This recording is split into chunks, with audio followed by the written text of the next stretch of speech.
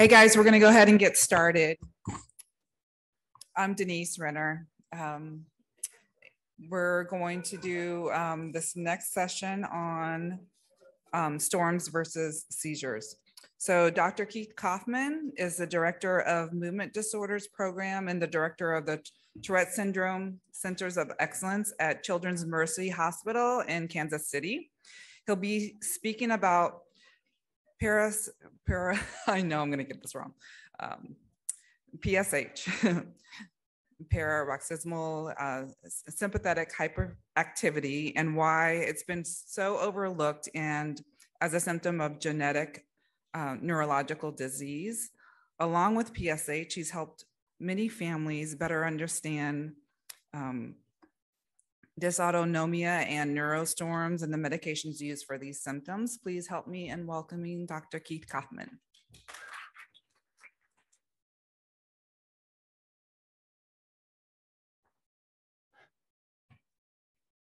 Okay.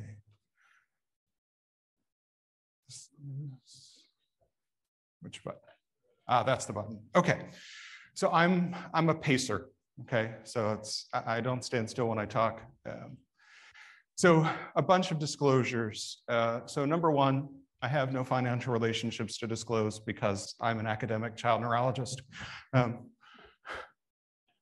Next disclosure, I am not a molecular or genetic GRICon disorder expert. I'm a movement disorder doc, and my scientific background is in systems neuroscience, so how things operate at a more macro level. So therefore, I'm a lumper and not a splitter. You're not going to hear me talk about mutations and channels and things of that nature. That's not how my brain works. I was trained to think about how symptoms and problems are related to each other. So movement disorders neurology is about recognizing patterns of abnormal movements and the patterns of symptoms that occur with these abnormal movements. So we're going to talk about the autonomic nervous system. So the autonomic nervous system is responsible for the automatic functions of the human, right? So everything you see here, heart rate, temperature, motility of the intestines, bowel and bladder control, and I separate intestinal motility from bowel and bladder on purpose. Sweating, arousal, so how awake and alert you are, as well as your sleep-wake cycles and your response to pain, right? Oh, so the three branches of the autonomic nervous system are the enteric nervous system, basically your gut, from your esophagus all the way down to your rectum. Your sympathetic nervous system, which is your fight, flight, or freeze system. And then your parasympathetic nervous system, your rest and digest phase, okay? So this is the autonomic nervous system in pictorial form. And as you see on the left, the cool color, the parasympathetic system, right? It's how you chill, it's how you relax, it's how you stay calm, right? Your sympathetic nervous system gets you jazzed up, gets you amped up, okay? And the box is the enteric nervous system, so your intestinal tract, right? So everybody talks about the gut-brain connection, things of that nature. Well, we're going to talk about the fact that the brain regions that regulate autonomic output. So one of the biggest areas is the hypothalamus. So control central for autonomic control. Hunger and thirst, sleep-wake cycles, temperature, blood pressure, blood vessel tone, pain response, sweating, drooling, hormone release. The hypothalamus, small structure deep in the center of the brain that has a bunch of different nuclei that each of which has different functions related to these, okay? The substantia nigra, one of my favorite regions of the brain because that's where dopamine lives. Dopamine makes you move. Dopamine's involved in reward. Dopamine helps your intestines work. And then heart rate, blood pressure, blood vessel tone. The serotonin nuclei are the raphe. They're deep in the brainstem, and they're involved in mood, pain, vomiting, and blood vessel tone. And then your medulla, deep at the base of the brainstem, heart rate, breathing, sneezing, and also vomiting, right? So what happens when the balance gets disrupted? What happens whenever you have too much autonomic activity from one part of the system versus the other? So the paper that I'm going to talk about here was autonomic dysfunction in developmental and epileptic encephalopathies. So this is work that I was privileged to do with Ann Berg and Deb Gabler-Spira. And we had a cohort of 300 children who had different developmental and epileptic encephalopathies, and really looked at how common by parent report are autonomic symptoms. So there was a parental survey of autonomic symptoms in 6 different functional domains. So cardiac, respiratory, sweating, temperature control, GI, and other. And others, things like sleep-wake cycle disruption, or unusual flushing, or unexplained swelling, things of that nature. 81% of the subjects in the cohort had self-reported symptoms, an impairment of one functional domain. So these autonomic symptoms causing negative impact on quality of life. 90% of the 313 patients involved in this study, the autonomic dysfunction caused problems in day-to-day life. So what happens when the balance gets severely disrupted? So what happens whenever you have a flood one way or the other? So we're going to talk about what happens when your sympathetic nervous system flies out of control. Okay, so PSH, paroxysmal sympathetic hyperactivity. This is now the official term. This entity has gone by tons and tons of names throughout the medical literature, but PSH has been the official term since 2014, and there are now in adults with brain injury official diagnostic criteria. So it's only ever been actually studied in adult patients with severe acute brain injury. There has not been anyone who's looked to see, does this occur in patients with neurogenetic conditions? The first paper that we published, Dr. Berg, Spira, and I, was the first ever paper to say, hey, this is a big problem in the DEE community. We need to study it more. Okay. So the diagnostic criteria came out of the journal Neurotrauma in 2014. And the biggest problem with the criteria is it has to be, to get PSH, you have to have a documented acute brain injury. So there's a great deal of work to be done in terms of making this entity able to be officially recognized and diagnosed in patients like kids with GRICon disorders and other DEEs who don't have an acute brain injury. So what is PSH? Okay, so PSH is a sudden onset of increase in temperature, heart rate, respiratory rate, flushing, sweating, drooling, often with abnormal posturing called dystonia. It's very commonly mistaken for seizure. Episodes can last minutes to hours. They're absolutely exhausting.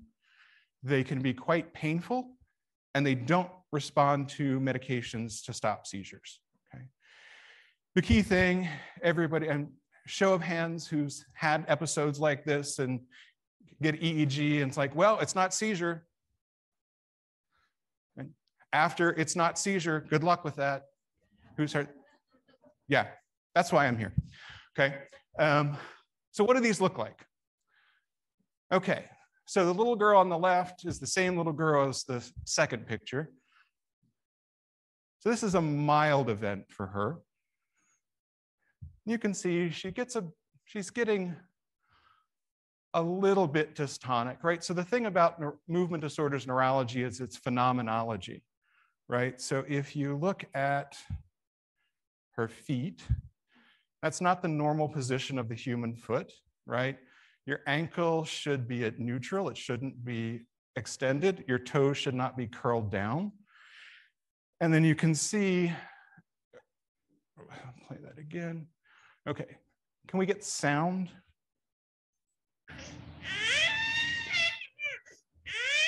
So this is a severe episode.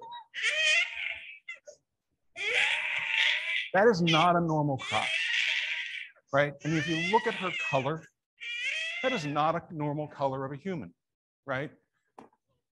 So she used to have events so severe that she actually ended up fracturing her femur from these events, okay? And that's how I met her, okay? Little guy in, can we go back and start the third video?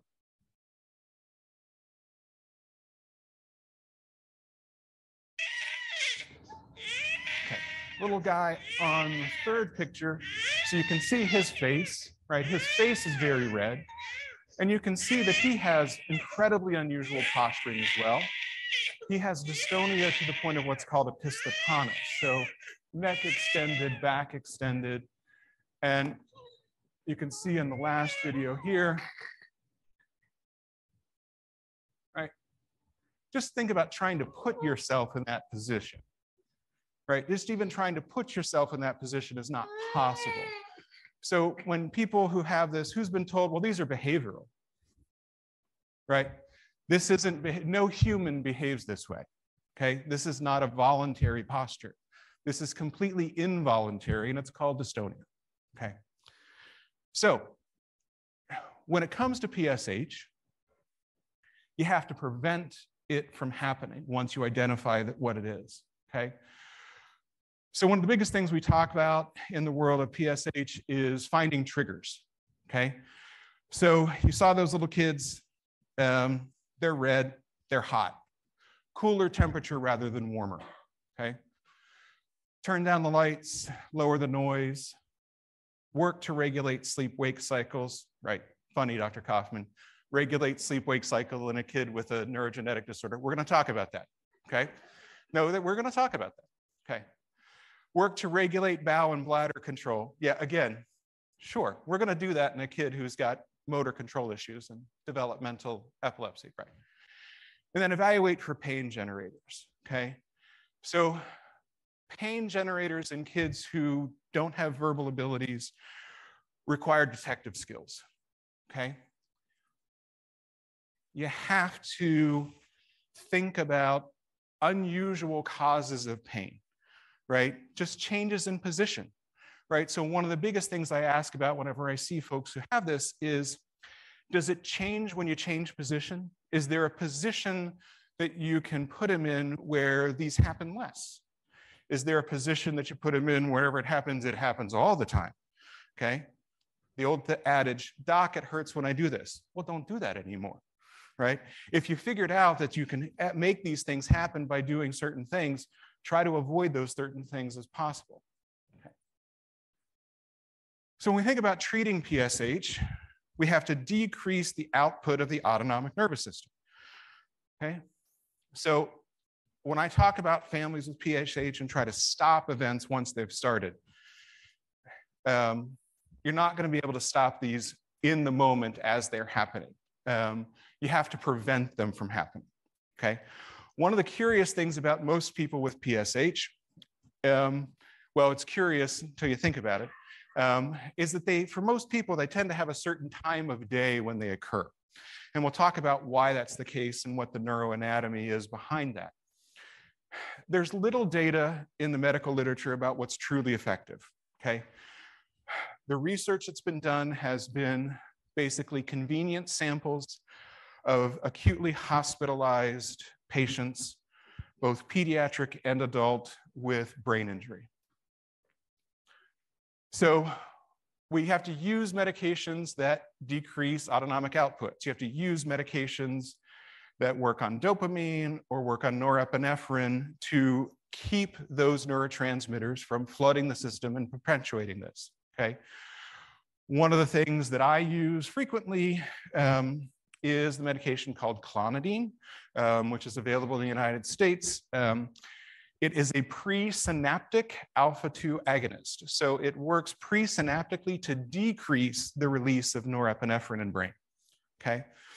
When you talk about dopamine modulating medications, one of the things that's used in treating this is a medication called bromocriptine. Unfortunately, it has tons of negative side effects and it shouldn't be used long-term, so we don't use a whole lot of that. So we use medications that treat pain, because often these are precipitated by pain. And whenever we treat pain in children and young adults and teenagers, we use non-opioid agents. So problem with the adult literature when talking about PSH is they really love morphine to treat this problem. We don't do that in kid medicine, right? We don't say, here's your prescription for morphine for your 2-year-old. We're gonna be on this for the rest of forever. So we have to use creative medications.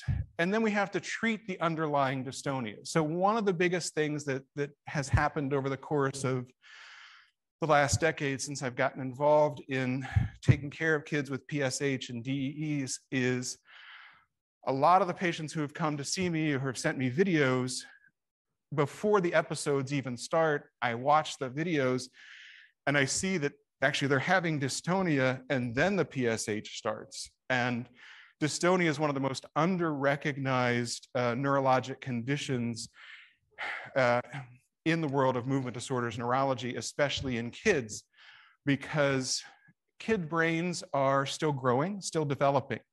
Their nervous systems are immature. So their patterns of movement are not what classically trained neurologists think of as patterns of movement that are that make sense to them. You have to think about, in a younger nervous system, a more immature nervous system, is that a movement that would be a normal movement or an abnormal movement? Okay. So as I was thinking about this, not being a molecular person, not being a genetics person, had to think to myself, why would kids with GRICon disorders have PSH episodes? Why in the brain would this occur? And then Dr. Frankel mentioned yesterday, it's not always the channel that causes the problem. You have to think downstream from the channel to see what may be going on. And that made a ton of sense to me. And then when Michael was talking earlier about the issues that they had with Fragile X and clinical trials and trying to figure out where was the disease, where was the pathology, was it the gene itself or was it other parts of the brain? Thankfully, the talk had already been written by that point, but I was like, yeah, that's exactly where the problem lives. Okay, so I went to the literature and said, okay,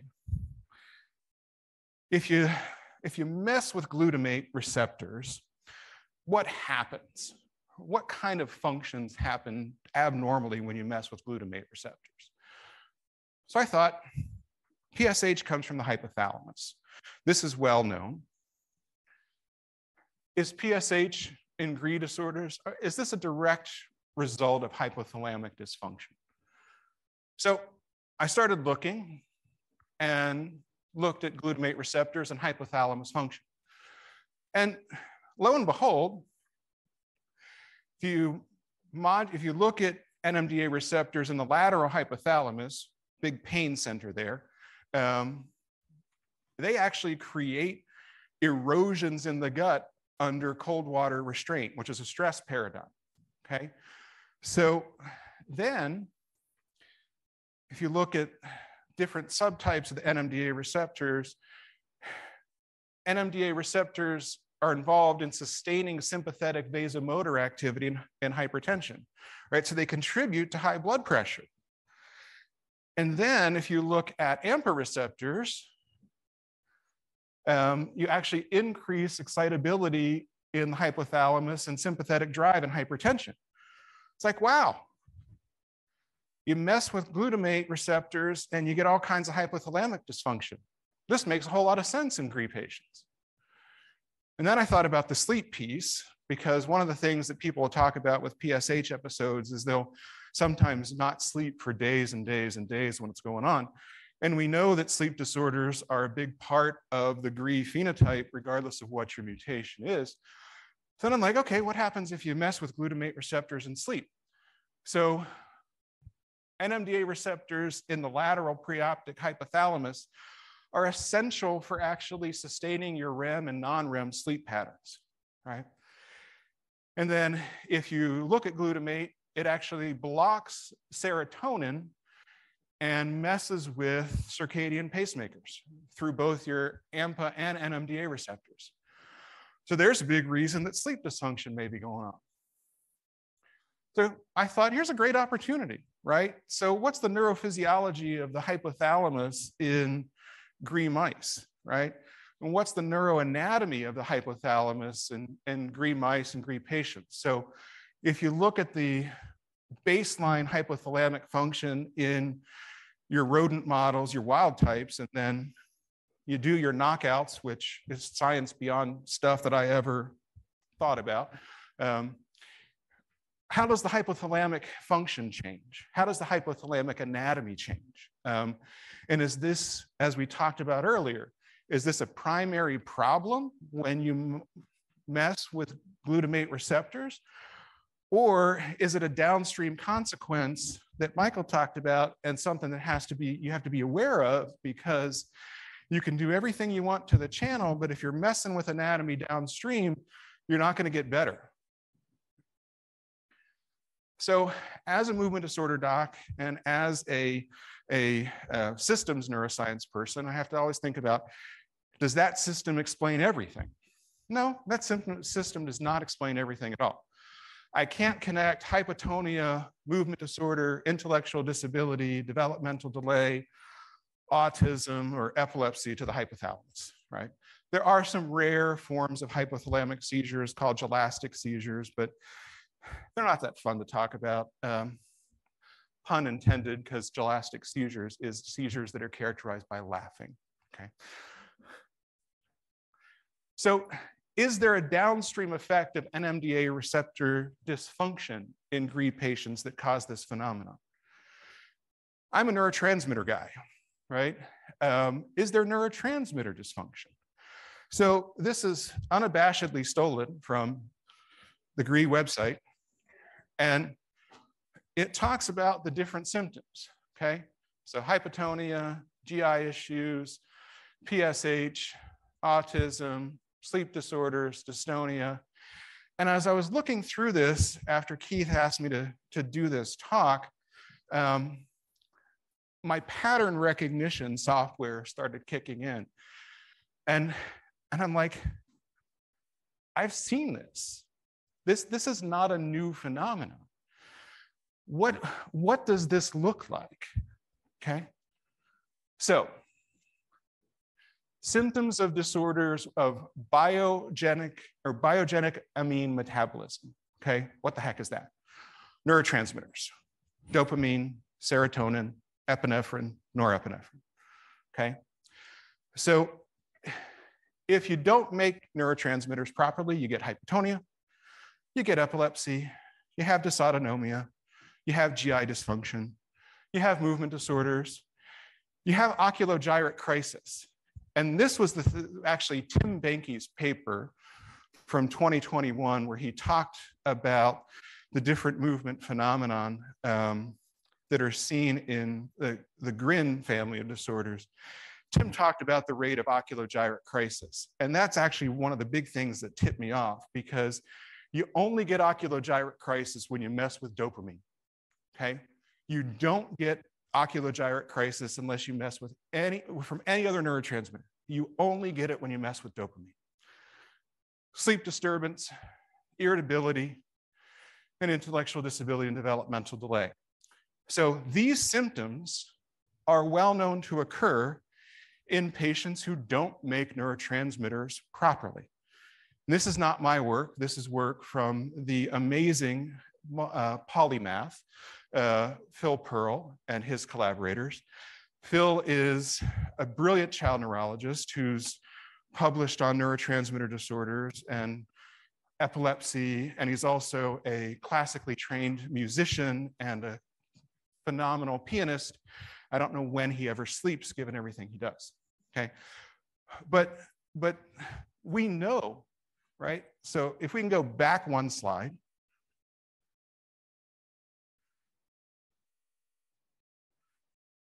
Back one slide, please.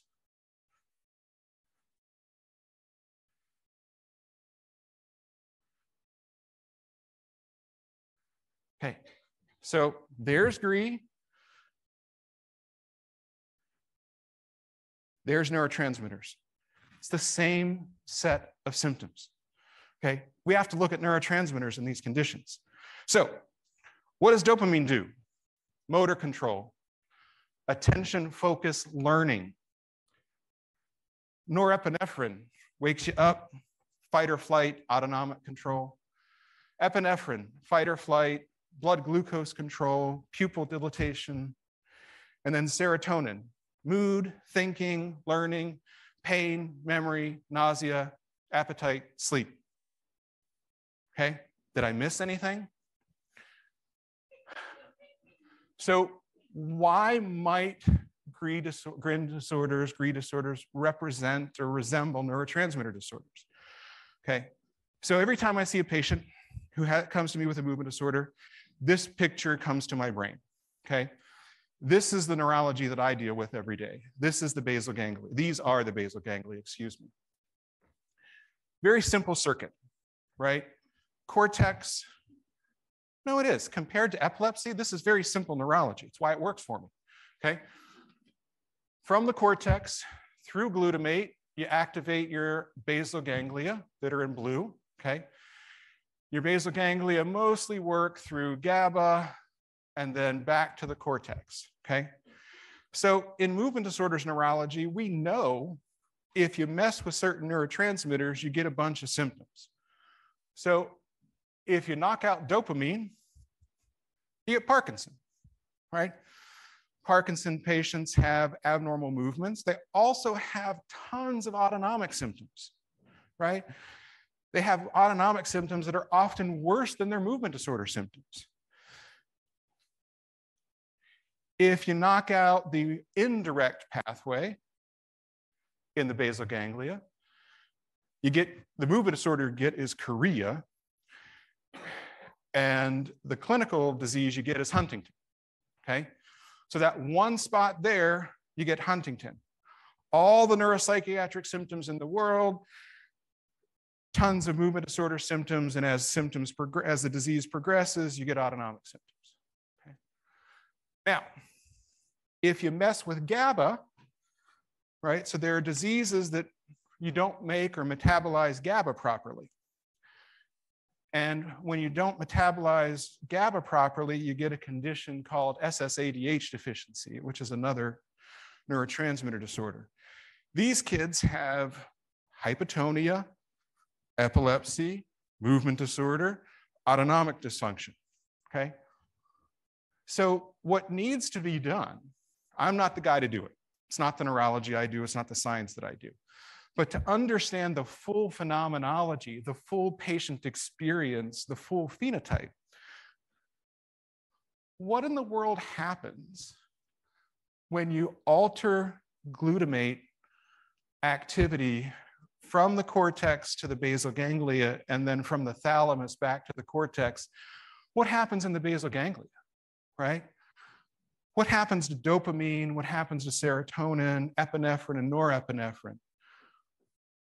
So it's a huge opportunity to try to get a better understanding of the full phenotype of GRI disorders. What's the neurophysiology of the basal ganglia in the GRI mice, okay? What do their patterns of movement look like compared to wild type?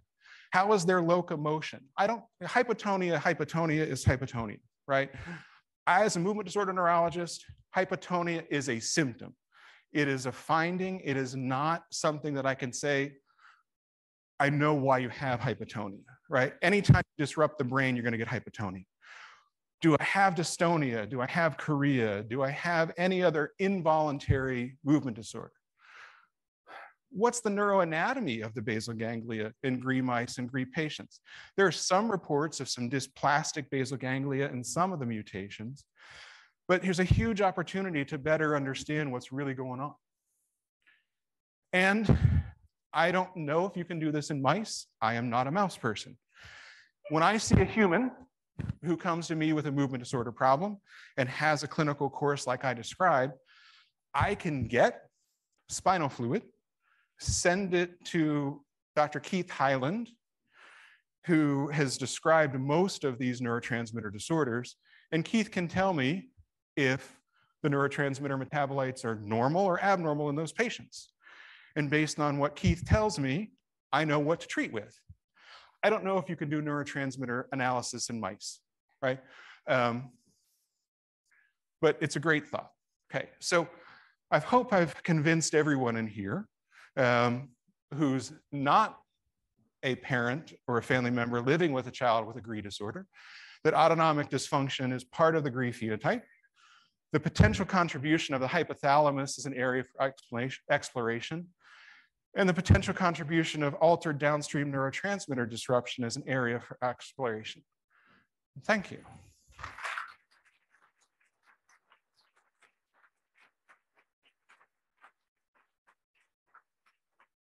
And that's where I get to work. Okay.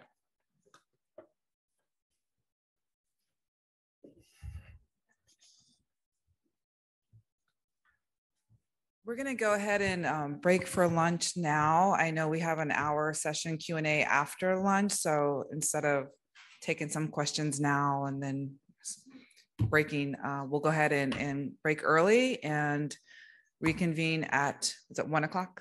1 hour?